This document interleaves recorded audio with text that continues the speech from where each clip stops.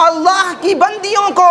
اللہ کی مسجدوں سے نہ روکنا، ہم نے اللہ کی مسجد سے روک کر اپنی بہن بیٹیوں کو دنیا کی ہر جگہ پر بھیج دیا۔ اپنی مسجدوں میں ایسیاں لگا لی، کولرز لگا لیے، جیٹ لگا لیا، اور ماں بہن کے لیے ایک پردے کا انتظام نہ ہو۔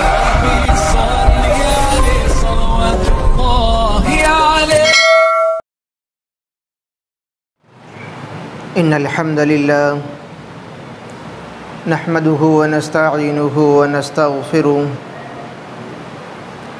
ونعوذ باللہ من شرور انفسنا وسیئات اعمالنا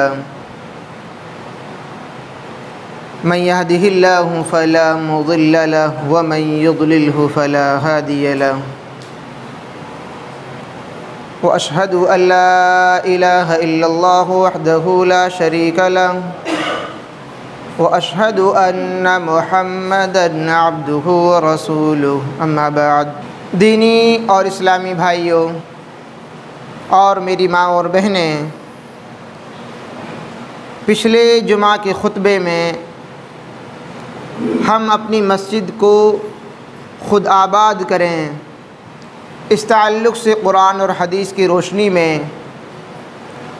ہم اور آپ کے سامنے بہت ساری باتیں آئی تھی۔ آج کے خطبہ جمعہ میں بھی اسی سلسلے کی مزید باتیں آپ کے سامنے پیش کرنے کی سعادت حاصل کر رہا ہوں۔ رب العالمین سے دعا گو کہ الہ العالمین مجھے حق کہنے اور ہم سب کو اس کے مطابق عمل کرنے کی توفیق نصیب فرما۔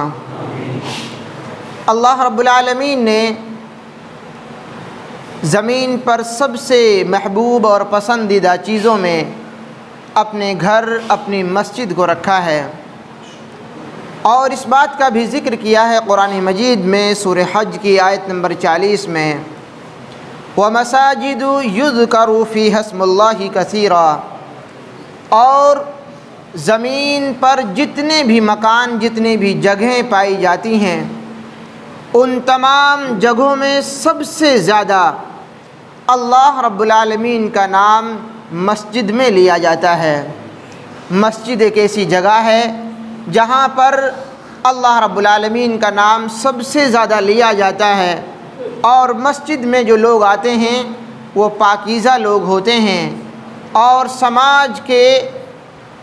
اچھے لوگ ہوتے ہیں، اللہ رب العالمین کو یاد کرنے والے ہوتے ہیں۔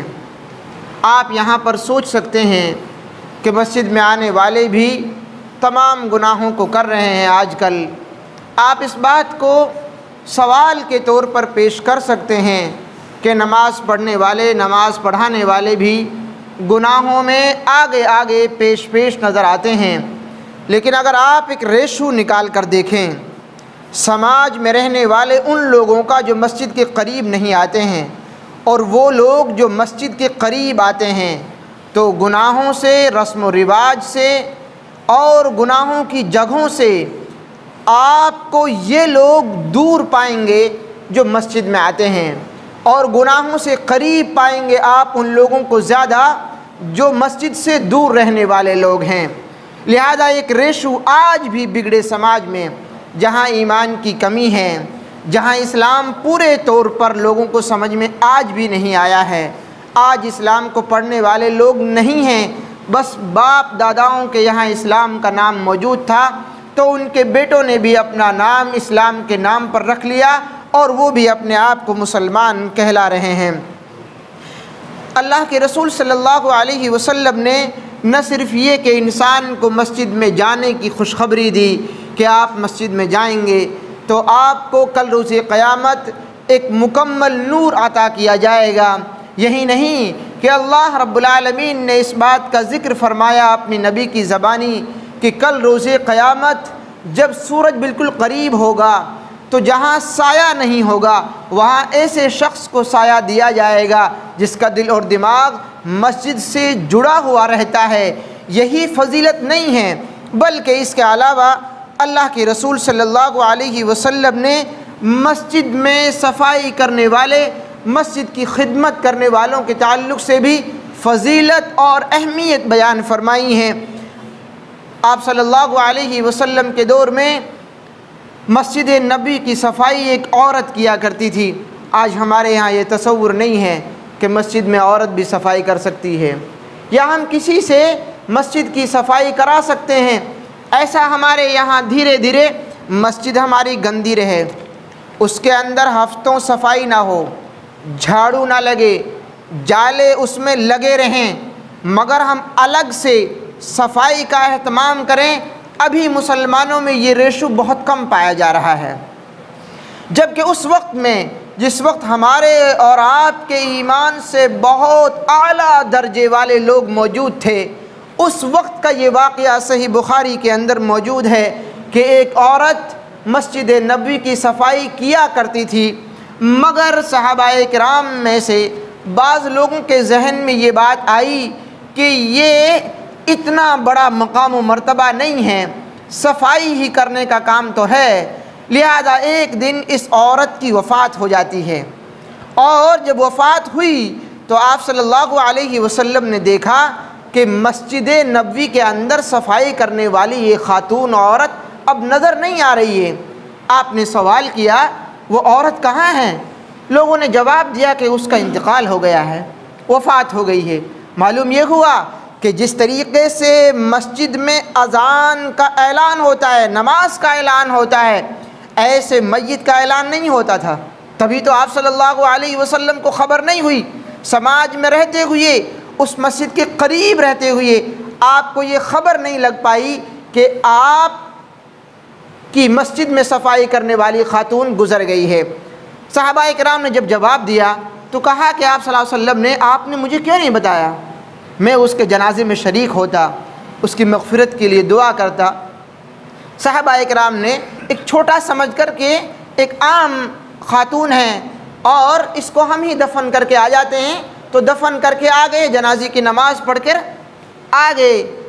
آپ صلی اللہ علیہ وسلم نے اس خبر کو سننے کے بعد میں فرمایا دلونی علی قبرہا، مجھے اس کی قبر کی رہنمائی کرو تاکہ میں اس کی قبر پر جا کر نماز جنازہ پڑھوں اور اس کے لیے مغفرت کی دعا مانگوں، کیونکہ وہ مسجد کی صفائی کرنے والی خاتون تھی، وہ عام خاتون نہیں تھی بلکہ اللہ کے گھر کی حفاظت کرنے والی اور اس کی صاف صفائی کا اہتمام کرنے والی خاتون تھی۔ لہذا آپ صلی اللہ علیہ وسلم نے صحابہ اکرام سے معلوم کیا اور صحابہ اکرام نے آپ کو بتلایا کہ یہ قبر ہے ان کی جو ہماری مسجد کی صفائی اور ستھرائی کا کام کیا کرتی تھی۔ معلوم یہ ہوا کہ آپ صلی اللہ علیہ وسلم غیب کا علم نہیں رکھتے تھے، تبھی تو آپ کو معلوم نہیں ہوا کہ وہ قبر کہاں ہے، اور یہ بھی معلوم ہوا کہ آپ حاضر اور ناظر نہیں ہیں، ہر جگہ کی خبر اور ہر جگہ آپ موجود نہیں ہیں، ہر جگہ دیکھنے والے آپ اللہ رب العالمین کی طرح نہیں ہیں، ورنہ آپ کے لیے صحابہ کرام بیان کر دیتے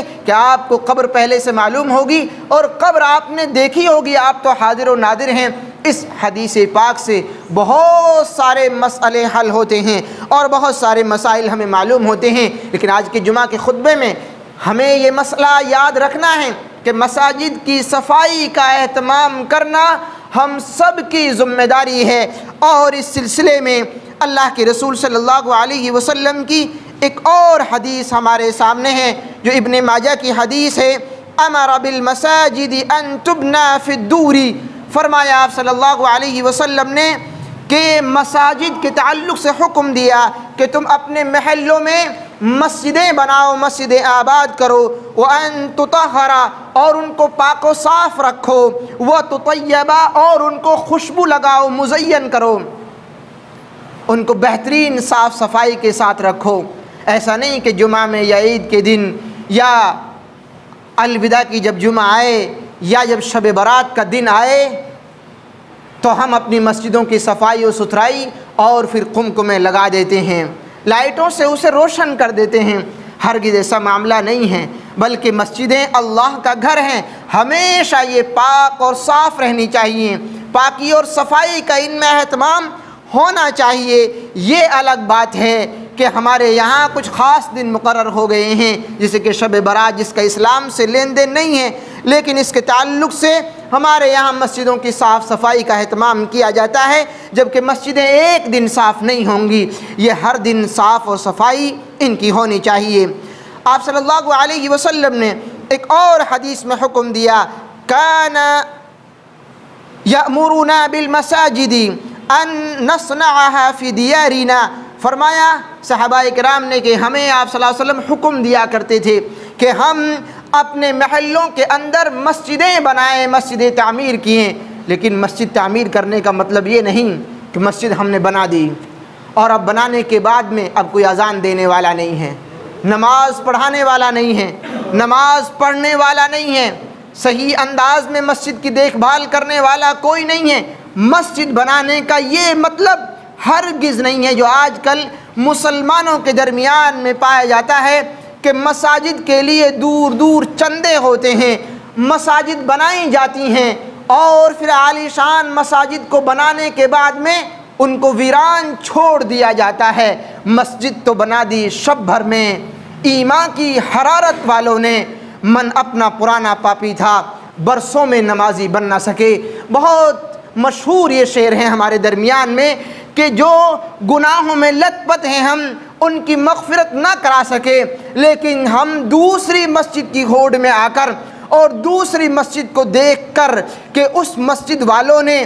اس مسجد میں یہ کام کرایا ہے، اب ہمیں بھی اپنی مسجد کو اتنا ہی چوڑانا ہے، وسیع کرنا ہے، اس کی دیواروں میں ہمیں ٹائلز لگانی ہیں۔ ان تمام چیزوں پر کروڑوں روپیہ خرچ ہوتا ہے، لاکھوں روپیہ خرچ ہوتا ہے۔ افسوس ہوتا ہے ایسی مساجد میں داخل ہوتے ہوئے جن مساجد میں لاکھوں روپے کا چندہ ہونے کے بعد ان مساجد میں اعلان ہوتا ہے کہ ابھی کئی لاکھ روپے کا اور اس میں نرمان باقی ہے، مگر جب آپ پوچھیں ان مسجد کے ذمہ داروں سے تو آپ کو معلوم ہوگا کہ اس میں ایک مؤذن نہیں ہے، صرف اس وجہ سے کہ وہاں کے لوگ اس مؤذن کی تنخواہ نہیں دے سکتے ہیں۔ وہاں بہترین مکتب چلانے کے لیے ایک اچھا حافظ اور قاری نہیں ہے جو محلے کے بچوں کو بہترین انداز میں قرآن اور حدیث کی تعلیم دے سکے، بہترین عقیدے کی تعلیم دے سکے، اس لیے کہ مسجد بنانے کے لیے تو لاکھوں روپے موجود ہیں، مگر امام کو تنخواہ دینے کے لیے، ایک بہترین امام رکھنے کے لیے ان کے پاس یہ بندوبست نہیں ہے، نظام نہیں ہے۔ امام تو آپ کی نماز ادا کراتا ہے، لیکن جو آپ کے محلوں کو پڑھائے گا، جو آپ کے محلوں کے بچوں کو آباد کرے گا، جو آپ کے چور اور اچکے بن رہے ہیں، جو آپ کے بچے ان دکانوں پر لگ کر پلیٹیں صاف کر رہے ہیں، جو آپ کے بچے منڈی میں جا کر ان چادروں کو اور ان بوریوں کو پکڑ کر اپنی اگلی زندگی کا فیوچر اور سپنا دیکھ رہے ہیں، ان بچوں کو اگر قرآن و حدیث کی باتیں بیان کی جائیں، ان کے سامنے قرآن کی تعلیم دی جائے، پیارے رسول صلی اللہ علیہ وسلم کی زندگی ان کو سنائی جائے، تو وہ بچے ہرگز اتنے نروس نہیں ہوں گے، وہ اللہ رب العالمین سے امید باندھیں گے، اپنے سماج کو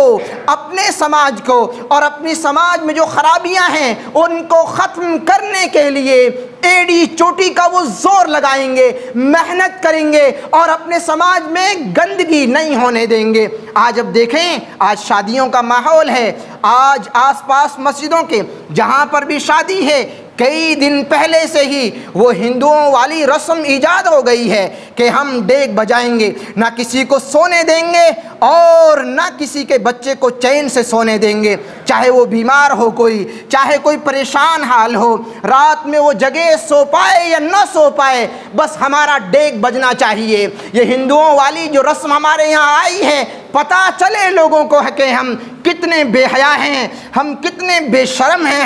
ہماری تہذیب یہ ہے کہ ہمارے بچے جب گھر سے ودا ہوں گے تو وہ ڈانس سیکھ رہے ہوں گے، جو ہمارے یہاں شادی ہوگی 5 دن پہلے سے ہی سبق کو یاد کرایا جاتا ہے، راتوں میں ناچو اور شیطان کی ٹھمکیوں پر ناچ کر جاؤ اور پھر اللہ رب العالمین کے تعلق سے اس امام کو بلا کر تھوڑی دیر کے لیے نکاح پڑھا کر اپنے آپ کو مسلمان ثابت کر دو۔ یہ کہاں کی مسلمانیت ہے؟ یہ کہاں کا ایمان ہے؟ یہ کہاں کے مسجد کی اہمیت کا اور فضیلت کا یہ معاملہ ہے کہ مسجد قریب میں ہے اور ہم اس انداز میں کر رہے ہیں۔ اللہ رب العالمین کی قسم کھا کر اس کے قرآن اور حدیث کو پڑھنے کے بعد میں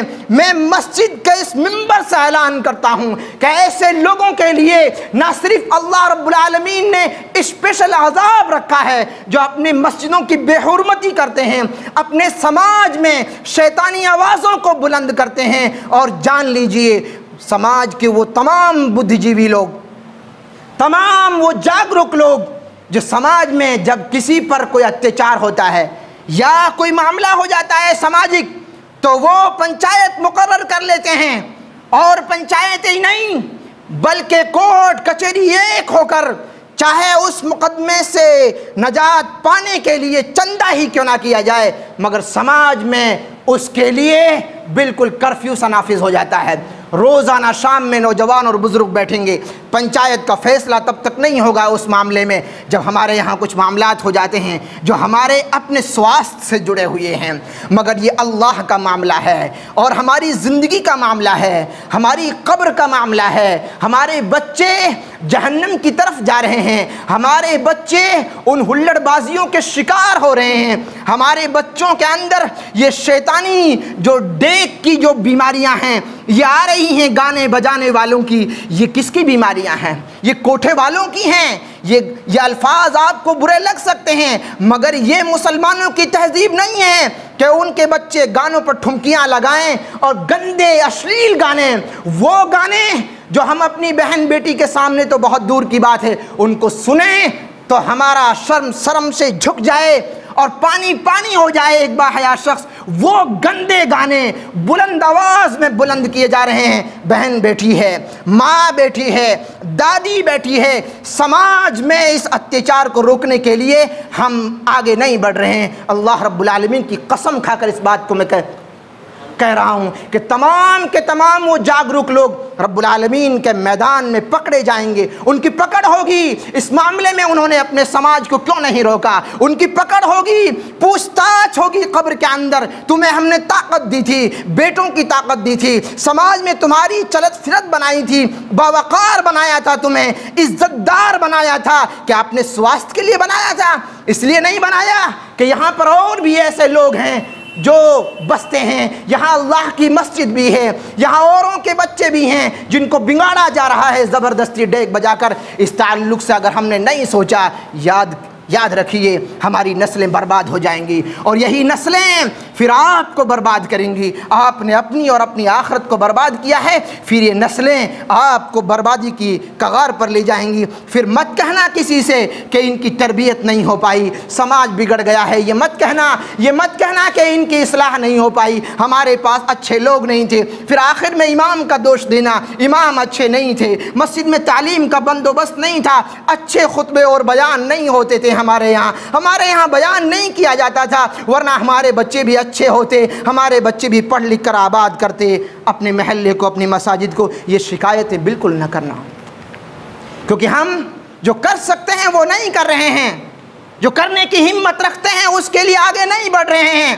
بس یہ سوچ کر بیٹھے ہیں کہ فلاں بڑھے گا تو ہم بڑھیں گے، اور جب فلاں بڑھے گا تو اس کی ٹانگ کھینچنے کے لیے ہم پہلے سے ہی تیار رہتے ہیں۔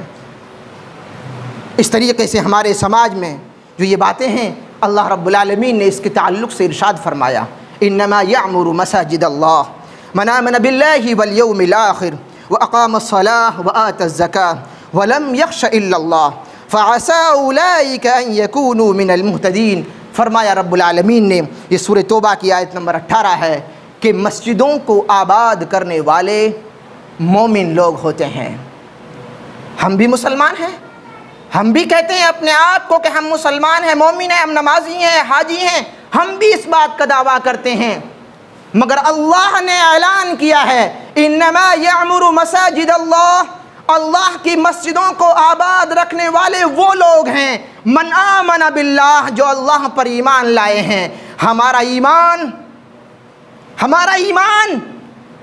آپ ناپیے اس آیت کی روشنی میں ہمارا ایمان، اس کا مطلب اللہ کی نظر میں ہم ایمان والے نہیں ہیں۔ اگر ایمان والے ہوتے تو آیت کریمہ یہ کہہ رہی ہے کہ ایمان والوں کی خوبی یہ ہے کہ وہ مسجدوں کو آباد رکھتے ہیں، مسجدوں کی اہمیت کو سمجھتے ہیں، مسجد کی پاکی ناپاکی کا اہتمام کی، اس کی صفائی ستھرائی کا اہتمام رکھتے ہیں، وہ ایسے نہیں ہوتے کہ مسجد کے برابر میں ڈیگ بجے ان کی کان پر جوں نہ رہیں گے، وہ ایسے نہیں ہوتے کہ مسجد میں ایک مؤذن ہو یا نہ ہو، امام ہو یا نہ ہو، اذان ہوئی ہے کہ نہیں ہوئی ہے، مسجد میں جھاڑو لگی ہے نہیں لگی ہے، مسجد میں کون سا کام باقی ہے کیا کام باقی ہے، اس تعلق سے کچھ بھی ہو مسجد ویران ہو جائے، دوسرے لوگ آ جائیں اپنی بکریاں باندھ جائیں، دوسرے لوگ آئیں اور مائک اتار کر لے جائیں، دوسرے لوگ آئیں اور بیٹھ کر وہ کچھ بھی کہہ دیں کہ یہ مسجد میں یہ بنا ہوا ہے، یہ نکل آیا ہے ہمارا، یہ ہماری جگہ ہے، کچھ بھی الزام لگا دیں وہ، اور ہمارے کان پر جوں تب رہے گے جب پانی سر سے اونچا چلا جائے۔ انما یعمر مساجد اللہ، اللہ کی مسجدوں کو آباد وہ رکھتے ہیں جن کے اندر ایمان ہوتا ہے، ہمارے اندر ایمان نہیں ہے، اس کا مطلب وہ اقام الصلاۃ، نماز قائم کرتے ہیں جو لوگ، مسجد میں شہادت کے بعد لا الہ الا اللہ کے کلمے کو پڑھنے کے بعد میں جو دوسرا اسلام کا رکن ہے، حصہ ہے، وہ نماز ادا کرنا ہے، اور وہ مسجد میں ادا کی جاتی ہے، مسجد میں ادا کی جاتی ہے، اور جو مسجد سے شخص جڑتا ہے اس کی رحمت اور برکت ہم اپنے محلے میں نظر دیکھ سکتے ہیں۔ ایک نظر دوڑائیں، آج کل شادیوں کا ماحول ہے، آپ دیکھیں گے جن گھروں سے لوگ مسجد میں آتے ہیں اور نماز ادا کرتے ہیں، ان گھروں میں اتنی ہلڑ بازیاں نہیں ہو پاتی ہیں۔ ان کی یہ رحمت ہے، برکت ہے اس شخص کی کہ وہ شخص گھر کا ایک آدمی مسجد سے جڑا ہوا ہے تو لوگ ان کے گھر والے اس کی رحمت اور برکت سے اپنے گھر میں تمام رسم و رواج کو اس انداز میں نہیں نبھا پاتے ہیں جس انداز میں وہ بے نمازی کا گھر نبھا رہا ہے، جس انداز میں شیطانیت کا ننگا ناچ اس گھر میں ناچا جاتا ہے، جو تمام کے تمام بے نمازی ہیں، اگر گھر میں ایک نمازی بھی ہے تو اس کا لیول کم ہو جاتا ہے، دو نمازی ہیں تو اور کم ہوتا ہے، تمام نمازی ہیں تو رسم و رواج سے وہ اپنے آپ کو کاٹ لیتے ہیں۔ وہاں یہ کوئی نہیں کہتا کہ بھائی ڈیگ نہیں بجائیں گے تو عزت خراب ہو جائے گی، ان کی بھی تو خراب ہونی چاہیے تھی جنہوں نے نہیں بجایا، ایک دن بھی نہیں بجایا۔ آپ کے سماج میں ایسے لوگ ہیں جنہوں نے نہیں بجایا، آپ کے سماج میں ایسے لوگ ہیں جنہوں نے جہیز نہیں لیا، آپ کے سماج میں ایسے لوگ ہیں جن کے نکاح مسجد کے اندر ادا ہوئے، انہوں نے مسجد کو آباد کیا، آپ کے محلے میں موجود ہیں۔ میں یہ نہیں کہتا کہ وہ جنتی شخص ہیں، وہ آپ سب میں اچھے ہیں، لیکن وہ اچھا کام کر رہے ہیں اور ان کی عزت پر کوئی ڈاکہ نہیں ڈل پایا، اس بات کو کرنے کے بعد بھی آپ کے سماج میں وہ عزت دار ہیں، تو آپ کیوں نہیں کرتے ہیں؟ کس نے بہکایا ہے آپ کو؟ یا ایھا الناس ما غرک بربک الکریم، رب العالمین فرمائے گا اے انسان تجھے مجھ سے کس نے دھوکے میں رکھا تھا؟ کون تھا جس نے دھوکے میں رکھا؟ اور ایک پالنہار سے ہم دور ہو گئے، جس نے ہمیں پیدا کیا، برابر سرابر کیا، الذی خلقک فسواک فعدلک فی ای صورت ما شاء رکبک، جس نے ہماری شکل و صورت بنائی، وما خلقت الجن والانس الا لیعبدون، جس نے پیدا ہی ہمیں اپنی عبادت کی خاطر کیا تھا۔ اور آج ہمارے سماج میں اللہ رب العالمین کی عبادت کے تعلق سے معاملہ یہ ہے، مسجد کے تعلق سے ایک اہم مثال اور حدیث صحیح مسلم کے اندر 533 نمبر کی حدیث، من بنا للہ مسجدا، اللہ رب العالمین نے فرمایا جس شخص نے اللہ کی زمین پر اللہ کی مسجد بنائی، کل روز قیامت بن اللہ لہ فی الجنت، اسی کے مثل ایک گھر اللہ رب العالمین جنت میں بنائے گا اس شخص کے لیے۔ مسجد بڑی اہمیت کی چیز ہے، بڑی فضیلت کی چیز ہے، یہ ہمارے پورے نظام کو درست کرنے والی چیز ہے۔ آج مساجد میں جو بڑی خامی جو وہ دھیرے دھیرے میں نے آپ کے سامنے رکھی ہیں، لیکن ایک اور اہم بڑی خامی اور بڑی کوتاہی مسجد کے تعلق سے اسے میں آپ کے سامنے رکھنے لگا ہوں۔ حدیث پاک کی روشنی میں صحیح بخاری کی 2 حدیثیں میں آپ کے سامنے رکھ رہا ہوں۔ آپ صلی اللہ علیہ وسلم کا فرمان ہے لا تمنعوا اماء اللہ مساجد اللہ، صحیح بخاری کے اندر 900 نمبر پر یہ حدیث موجود ہے۔ اللہ کے رسول صلی اللہ علیہ وسلم نے فرمایا اللہ کی بندیوں کو مسجدوں سے نہ روکو، مسجدوں کی طرف جب اللہ کی بندیاں آنا چاہیں انہیں نہ روکو۔ شادیوں کا ماحول ہے، آپ سمجھ سکتے ہیں کہ ہماری مائیں اور بہنیں سج دھج کر جتنا بھی ہو سکتا ہے روپیہ پیسہ اپنے اوپر لیپ کر اور ایک نمائش کی طرح جیسے وہ بکنے جا رہی ہوں، ہم اپنی بہن بیٹیوں کو روانہ کرتے ہیں میرج ہوم کے لیے۔ کوئی بھی دیکھے، کوئی بھی پسند کرے، کوئی پردہ نہیں ہے آج۔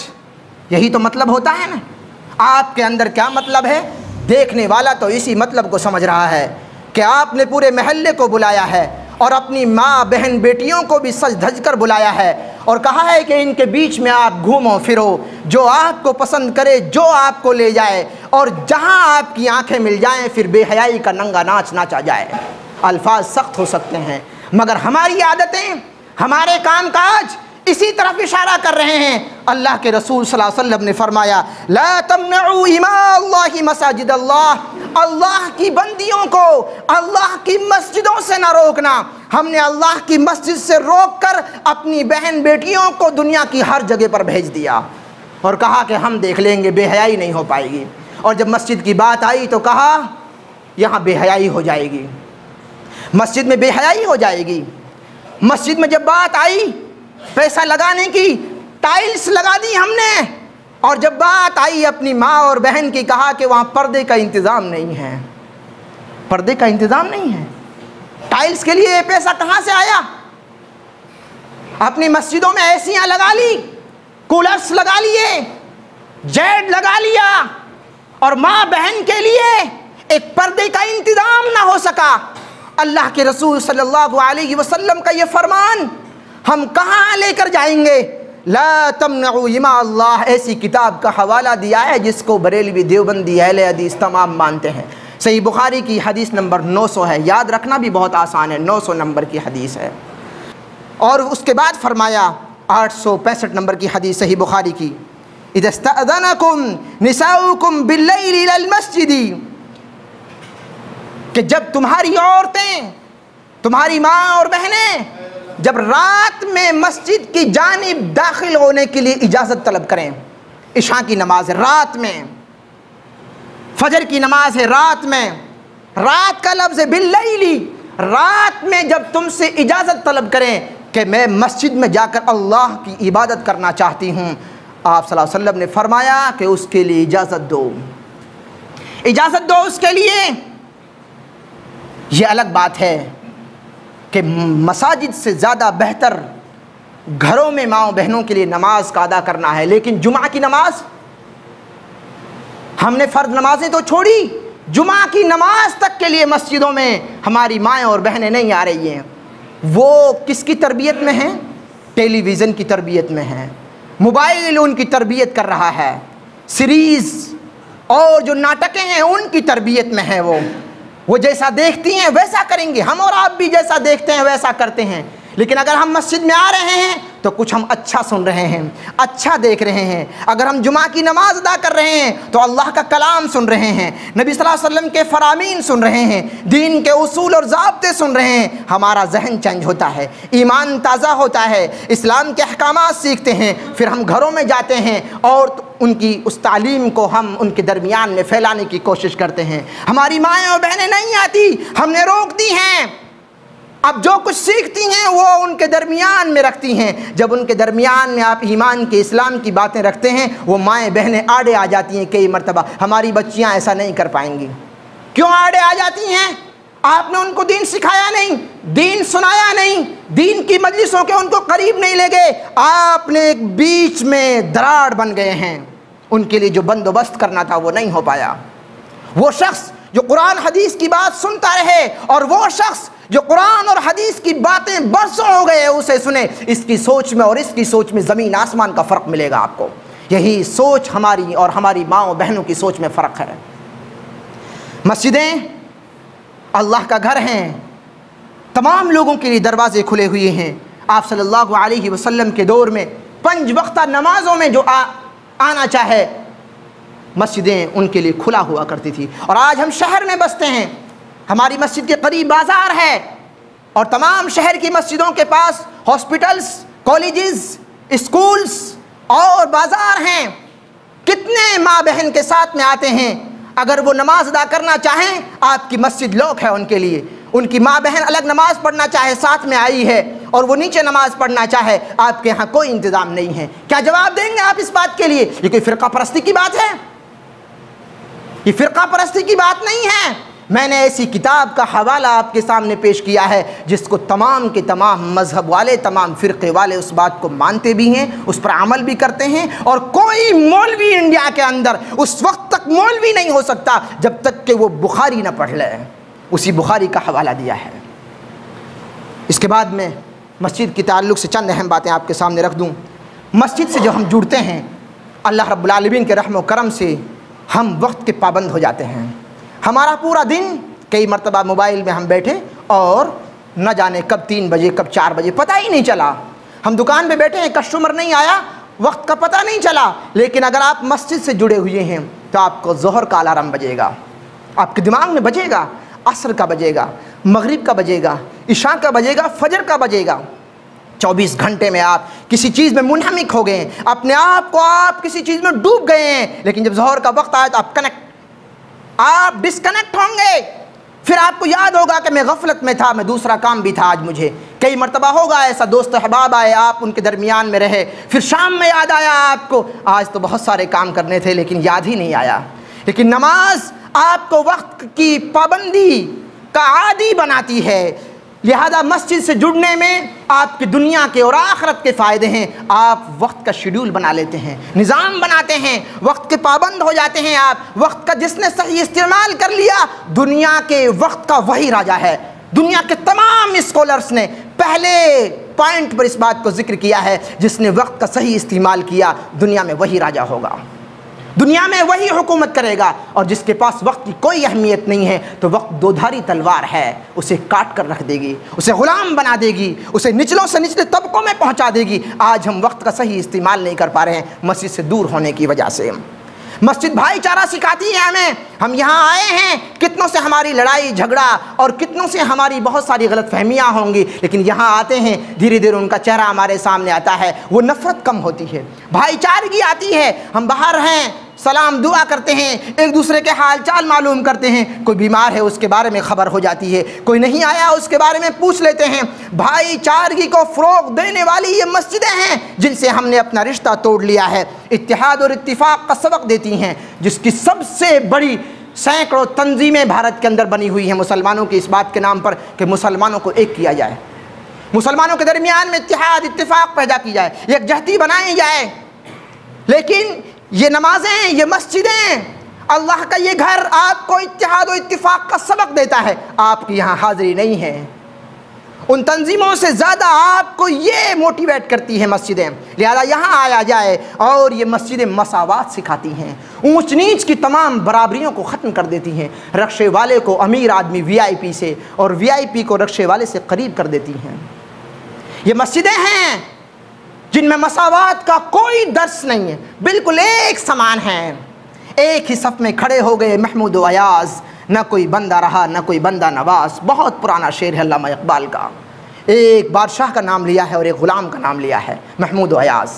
محمود بادشاہ تھا اس وقت کا، ایک ہی صف میں کھڑے ہو جاتے ہیں، کاندھے سے کاندھا اور ٹخنے سے ٹخنا ملاتے ہیں، کیونکہ یہی سنت ہے۔ اور آپ کو یہ ڈسپلن سکھاتا ہے کہ ایک اللہ اکبر کی آواز پر جھکنا ہے، ایک اللہ اکبر کی آواز پر کھڑا ہونا ہے، ایک سلام پر سلام پھیرنا ہے، کچھ بھی ہو، آپ کی دعا مکمل ہوئی ہو یا نہ ہوئی ہو،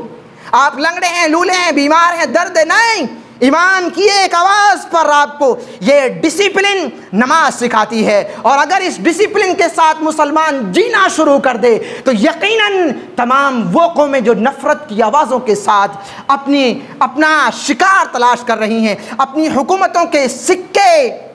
جما رہی ہیں، نفرت کا بازار گرم کر کے ان کی وہ نفرتیں پل بھر میں ختم ہو جائیں گی۔ آپ کا یہ ڈسپلن دوبارہ آنا چاہیے۔ جب یہ تنظیم آپ کی دوبارہ آئے گی، اس کے لیے آپ کو رجسٹریشن کی ضرورت نہیں ہے، اس کے لیے مکان بنانے کی ضرورت نہیں ہے۔ مسجدیں اللہ کا گھر ہیں، یہ اس بات کا ثبوت ہیں۔ اور یہ مسجدیں آپ کو پاک رکھتی ہیں، صاف رکھتی ہیں۔ پاکی اور صفائی کسی ڈاکٹر سے جا کر پوچھنا کہ کتنی بیماریوں سے بچاتی ہیں، لیکن دین اسلام میں جو شخص مسجد سے جڑتا ہے وہ پاک رہتا ہے، صاف رہتا ہے۔ اپنے آپ کو بہتر بناتا ہے، بیماریوں سے بچاتا ہے، ایک دوسرے کے درمیان میں محبت تقسیم کرتا ہے۔ مسجدوں کے تعلق سے اور بھی بہت ساری باتیں ہو سکتی ہیں جو آپ کے سامنے پیش کی جا سکتی ہیں۔ یہ وقت کی ضرورت ہے کہ ہم مسجدوں کو آباد کریں، مسجدوں کے تعلق سے غور و فکر کریں، مسجد کی اہمیت، اس کی امپورٹنس کو ہم سمجھیں اور مسجد کے جو فائدے ہیں ان کو ہم حاصل کریں اور مسجد کو آباد کرنے کی ہم حتی المقدور کوشش کریں۔ رب العالمین سے دعا گو کہ الہ العالمین